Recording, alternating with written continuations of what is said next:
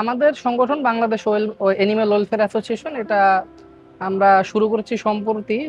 13 September আমরা এই সংগঠনটাকে পুরোপুরিভাবে মানে স্টার্ট করি। তো আমাদের মূলত কার্যক্রম হচ্ছে আমরা বাংলাদেশের ঢাকা শহর থেকে শুরু করে বিভিন্ন জেলার যতগুলো স্ট্রিট ক্যাটস অ্যান্ড ডগস আছে এগুলো নিয়ে আমরা কাজ করি। পাশাপাশি আমাদের যে বন্যপ্রাণী, আমরা কিন্তু বন্যপ্রাণী নিয়েও কাজ করি। স্ট্রিট ক্যাটস অ্যান্ড ডগস এর বেলা আমরা করি কি, যে আমাদের এখানকার ঢাকা শহর বা আশেপাশে যে এলাকাগুলো আছে বা দেশের বিভিন্ন স্থানে যে আহত কুকুর বিড়াল, আমাদের সংগঠনের সদস্যরা কিন্তু সেগুলোকে উদ্ধার করেন বা চিকিৎসা প্রদানের ব্যবস্থা করেন। আমাদের কিন্তু একটা অ্যাম্বুলেন্স সার্ভিস আছে, ফ্রি অ্যাম্বুলেন্স। তো সেটা কিন্তু বর্তমানে ঢাকা শহরের ভিতরেই আহ, আহত কুকুর বিড়ালকে পরিবহনের কাজে ব্যবহার করা হচ্ছে। আপনারা যদি কোনো কারো কুকুর বিড়াল অসুস্থ হয় বা আহত হয়, বা আমরা যদি এরকম রাস্তায় কোনো কুকুর বিড়াল দেখি যে আহত অসুস্থ হয়ে পড়ে রয়েছে, তো আমরা এই নাম্বারে ফোন দিলে আমরা কিন্তু এই অ্যাম্বুলেন্সের মাধ্যমে তাদেরকে একটা পরিবহন সুবিধা প্রদান করে থাকি। পাশাপাশি আমাদের একটা পেট ক্লিনিক চালু হওয়ার হচ্ছে আর কি, তো ওটার কার্যক্রম চলতেছে। আশা করি আগামী ডিসেম্বর বা জানুয়ারি নাগাদ আমাদের ওই ক্লিনিকটা চালু হয়ে যাবে। ক্লিনিকটা চালু হলে আমরা কিন্তু ওখানেও কুকুর বিড়ালের বিনামূল্যে একটা চিকিৎসা সেবা প্রদান করতে পারবো। আর আমাদের শুধু কার্যক্রম এটাই না, আমরা কিন্তু পাশাপাশি যে আহ, বন্য প্রাণী, যেটা আমাদের বাসা বাড়িতে দেখা যায় অনেক সময় সাপ, বেজি, গুই সাপ এগুলো ঢুকে পড়ে।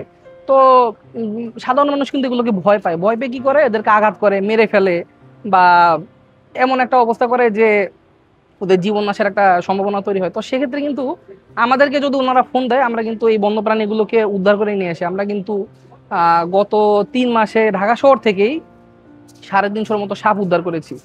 পদ্ম গোকরা, তারপর স্পেকটিকল যেটা আছে, এবং নির্বিষ বিভিন্ন সাপ আছে, ঘরগিনি আছে, এগুলো কিন্তু আমরা উদ্ধার করেছি। তো এই যে সাপ মানুষের যে সংঘাত, ঢাকা শহরে বর্তমানে দেখা যাচ্ছে যে সাপ বেড়ে গেছে, এটাও কিন্তু আমরা অনেকটা নিরসনে ভূমিকা পালন করছি। পাশাপাশি আমরা কিন্তু বিভিন্ন স্কুল কলেজে প্রচারণা বন্য প্রাণী নিয়ে আমাদের কেন প্রাণী বাঁচিয়ে রাখা উচিত, বন্য প্রাণী কেন বাঁচিয়ে রাখা উচিত, এগুলো নিয়ে কিন্তু আমরা কাজ করে যাচ্ছি। পাশাপাশি আমরা কয়েকদিন আগে সেন্ট মার্টিন গিয়েছিলাম। ওখানকার যে কুকুরগুলো আছে যারা কিনা পর্যটকের, ওখানে কিন্তু পর্যটক এখন বন্ধ, তো বন্ধ থাকার কারণে ওরা কিন্তু অনেকদিন ধরে না খেয়ে আছে বা শরীর স্বাস্থ্য অনেক খারাপ হয়ে গেছে। তো আমরা কিন্তু কয়েকদিন আগে যে ওদেরকে খাবার প্রদান করে আসছি।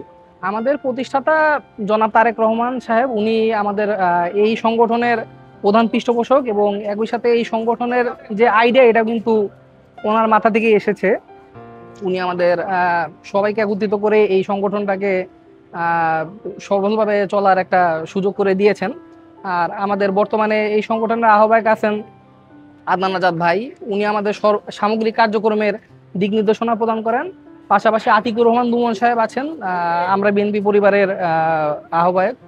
তো উনিও কিন্তু আমাদের এই যে সংগঠনটা, এটা কিন্তু পুরোপুরি মানে ধরে রাখার যে চালনা করার যে বিষয়টা, উনি কিন্তু এই জিনিসটা দেখছেন।